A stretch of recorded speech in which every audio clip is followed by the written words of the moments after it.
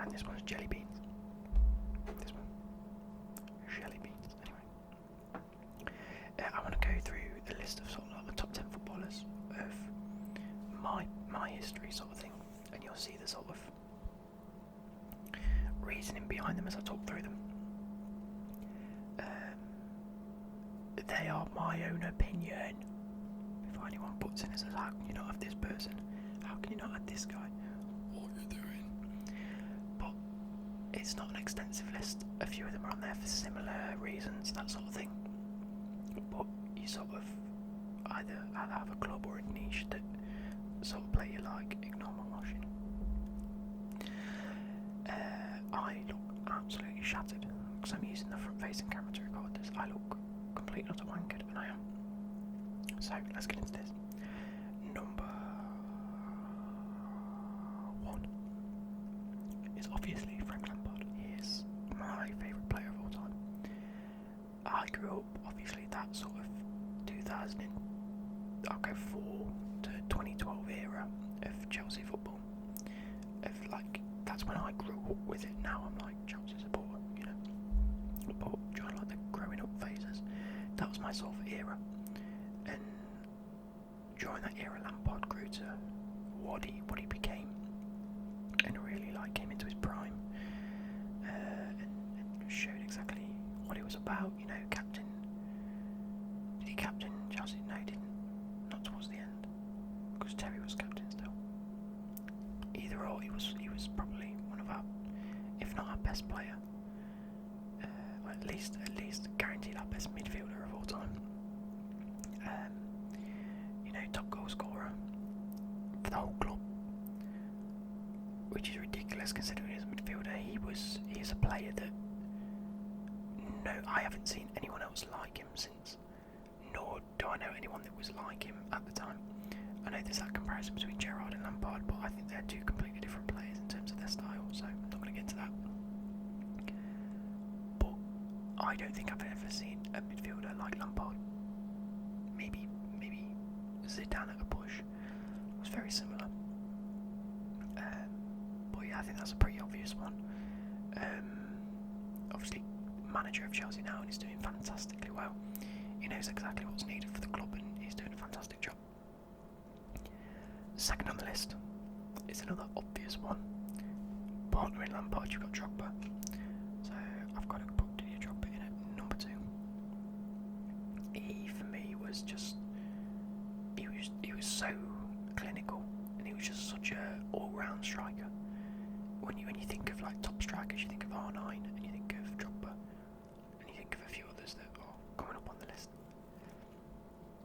And so, because of that, you can't discredit him. If you look back at Chelsea's strikers over the past sort of, I don't know, 5 or 6 years since Drogba left, has it really been 5 or 6 years? Might be a little less or more. No one's come close. Costa came close to being that sort of player, but I think a bit of, a bit of just cockiness came with that, and it didn't really lead to much in the end. But yeah, for me, probably one of the best strikers to ever grace the Premier League. And you're stupid if you don't think that's it. You see these eyes getting a little like. Number 3 now, for me, if I was to pick anyone outside of Chelsea to be my best ever player, both to watch and to just enjoy, it has to be Ronaldinho. I mean, I feel sorry for people that didn't see Ronaldinho in his prime. That's the sort of levels he was at. Imagine you're Messi and Ronaldo right now that you've all grown up with, and you've thought, wow, they're so good. Ronaldinho was just levels on par. Well, I'll say he's on par with them, because for me, Messi and Ronaldo are like, they're goal machines, they're assist machines. They're like, if you want the elite of the elite, Ronaldinho was teetering on that. But everything he did didn't feel like he was playing football. it just looked like he was having fun, and I think that was why he's so good, and why he just made everything look fun. He was always smiling, he was always having a laugh, he was always having a joke. He was on the pitch doing like tricks and flicks, and he was like Neymar without the stupid little cockiness that Neymar gives. And that is why I think he's like everyone outside of Chelsea. He's my favourite player. Like, he could play left wing, he could play right wing, he could play at cam. So in a sense, very similar to the Ronaldo and the Messi of today. Obviously, Messi and Ronaldo have had that sort of push from a young age. I mean, Ronaldinho probably did, to be fair, but there's a difference between them. Ronaldo and Messi look like they're footballers. They've come to play football. They're going to smash records, and that is why they're so good. Ronaldinho just looked like your average, or he didn't look like an average anything. He just looked like someone you could happily meet down your park that just plays really well. It was effortless. Everything looked effortless. I'm going to say that because he wasn't an average person. He was so sick, but everything he did was just effortless. And like, go and watch some compilations. Honestly, you'll see what I mean. Fourth on the list, we've already mentioned R9, Ronaldo. He's got to be on my list. So good. Along the lines of Drogba, I don't think I've ever seen a striker so clinical and just so powerful. You know, you've got in today's football, you had the likes of Ibrahimovic, and that was probably it for sort of like your tall, powerful strikers. Giroud at a push. But not many of them were like the big stature, sort of like bulky. I mean, Lukaku was at some stage, but yeah, that's become a meme now. But he was so quick on the ball. He was great dribbling. He had a great first touch. He was so clinical. And it just, everything, like, it was like if you could point like 5 little points, say like, I want him to be clinical, I want him to be strong, I want him good dribbling, I want him to be fast, and I want him to know how to pass a ball, and I want to collect all them together. Who'd you get? Oh no, Ronaldo. It's like you couldn't have pickpocketed. You couldn't have selected or picked any better attributes for a striker. Now we're moving on to defenders. We've got, it's not like attackers, midfielders, blah blah blah. It's just there's 2 in a row. So I have chosen John Terry in number 5 because what he did at Chelsea was levels above many other centre backs in the world, other than 2 that will be named. In fact, there's quite a few, to be fair. But the 3 that I've got on my list are the ones that stand out to me personally. John Terry, Chelsea legend. Again, not much to say. He's there with Lampard and Drogba. He really brought together the squad. Drogba was the striker, Lampard was the midfielder, Terry was the defender, and then everything worked. Everything worked around them, and that's what made him so good. He was so commanding. His leadership was ridiculous. Like, everyone loved him. The whole squad respected him. You can't say anything less. And then in number 6, I have a hatred for Man United. I don't know why. I don't like him. I've said this on multiple occasions. They're not my team. They're like my rivals, if it were. However, there's one player that I do like, 2 actually, that I have liked. So I'm going to put them on the same level. These are joint 6th because I was umming and ahhing whether to put one or the other. So I might just throw 2 in at number 6 because why not? But it's Ferdinand and Vidić. I don't think I've seen a more dominating centre-back partnership in many years. You've had like the Chiellini and Bonucci. I don't think that ever reached its peak, in all fairness. I mean, don't get me wrong, he's great, but if you saw Ferdinand and Vidić when they were both at Man United, like, even when I was watching Chelsea, I was thinking, that's going to be so tough. How are we going to score against Man United? You've got them 2 at the back. Them 2, for me, were like scared. I wonder if that's where my hatred comes from, because I was just scared to play against them. Well, I wasn't scared. I was scared for Chelsea or other teams to play against them. Sort of how you look at Van Dijk right now is how I'd probably describe Ferdinand die. They were both very similar. Vidić was nice, stocky, strong, a great leader. Ferdinand had more of a brain to it. No, I don't know. They were both just like Van Dijk quality defenders. But it's like, how can I describe it? It's like you had one defender that was exceptional. You had two defender, or you had another defender that was exceptional.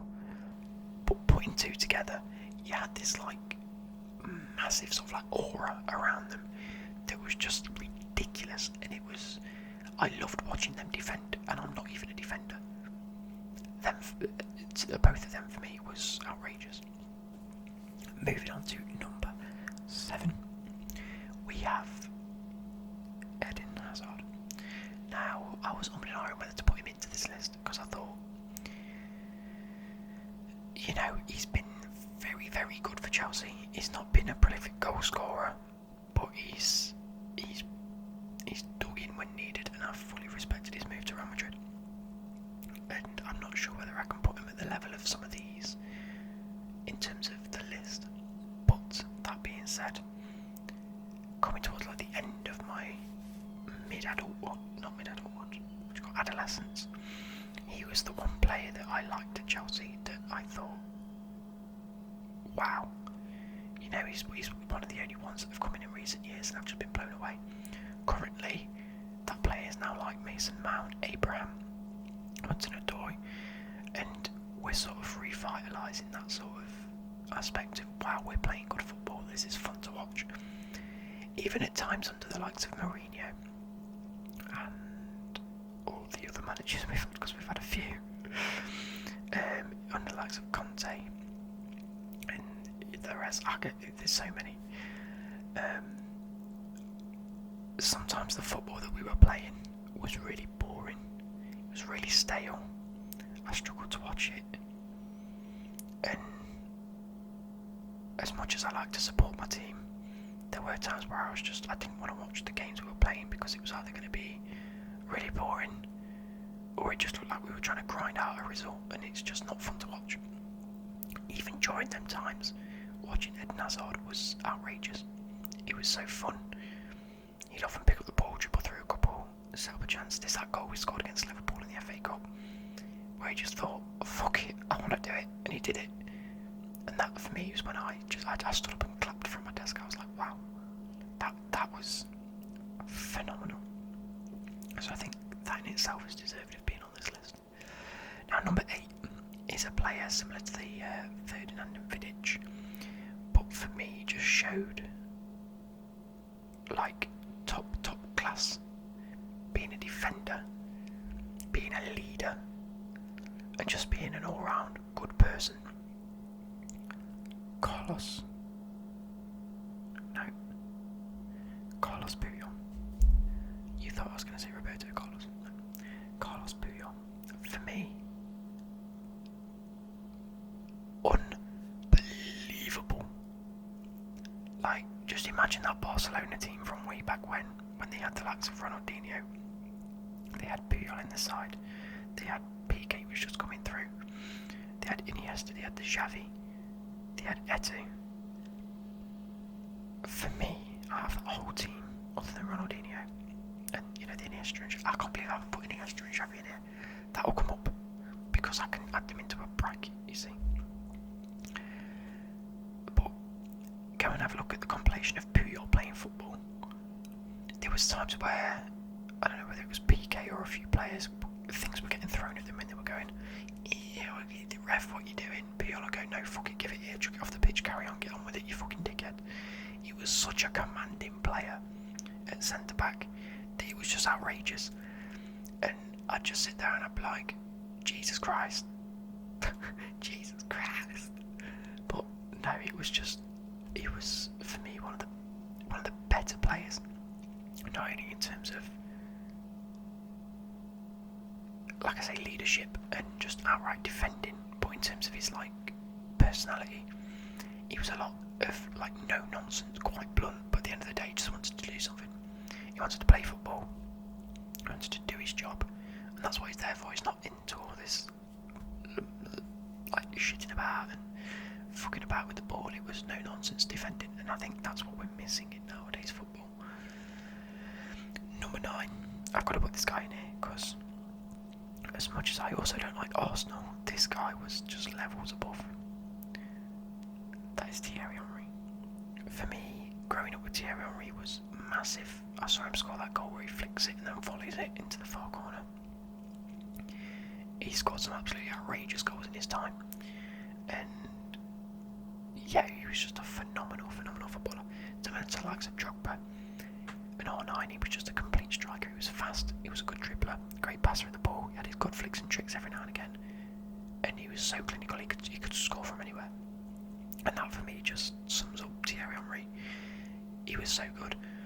Not only did he do really well, and not only did he look like a good footballer, but he really fit Arsenal's system well. Where the likes of a few strikers over the past couple of years have failed at Arsenal. Not obviously since they've got Aubameyang and Lacazette, but where they failed in sort of grabbing the attention of a few strikers.